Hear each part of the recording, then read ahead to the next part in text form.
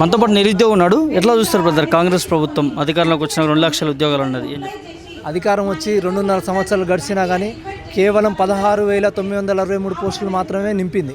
ఆ 16,963 పోస్టులు 63 పోస్టులు గ్రూప్ 1, 5,000 ఉద్యోగాలు వైద్య విధాన పరిషత్, 5,000 డిఎస్సి, మిగతా ల్యాబ్ అసిస్టెంట్ సంబంధించిన ఉద్యోగాలు వేసింది తప్పితే 2 లక్షల ఉద్యోగాలు ఎక్కడా వేయలేదు.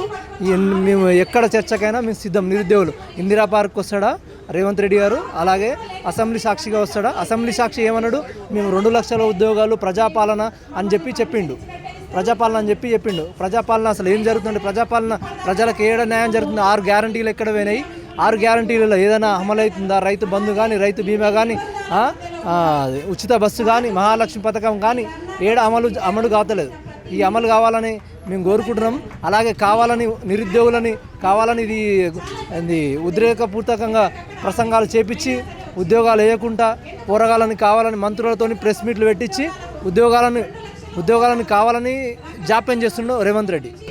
ఏం చెప్తారు అంటే ప్రభుత్వం మేము ఉద్యోగాలు జూన్ 2లో వేస్తామని చెప్తున్నది కదా.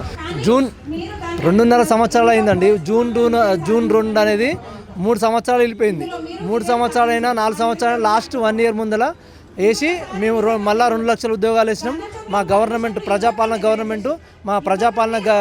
గవర్నమెంట్ అని చెప్పేసి వారోత్సవాలు పక్షోత్సవాలు నిర్వహించడం తప్పితే ఎవరికి ఇప్పుడు ఖర్చులు తక్కువ వేసుకోవాలని రేవంత్ రెడ్డి అనుకుంటుండు. కానీ 100 కోట్లు 100 లక్షల కోట్లు తినేటోళ్ళు తింటూనే ఎవరు. ఏ మినిస్ట్రీకి సంబంధించి ఏ మినిస్టర్ చెప్పినా ఎవరికి వాళ్ళ యొక్క పనులు జరుగుతలేవు. సామాన్య మానవుడు సెక్రటరీకి పోయే పరిస్థితి లేదు. సెక్రటరీ పోతే ఆయన పేరు, ఫోన్ నెంబర్ రాసి ఒక ఉగ్రవాదులు అండి సచివాలయం పోతే ఆయన పేరు రాసి లోపల పోయే పరిస్థితి ఏర్పడింది.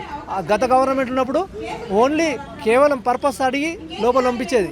ఇప్పుడు కనీసం ఆర్థిక శాఖలో మీరు చూడొచ్చు, ఆర్థిక శాఖ డోర్లు వేసి బిల్లుల గురించి పెద్ద గొడవలు అవుతున్నాయి.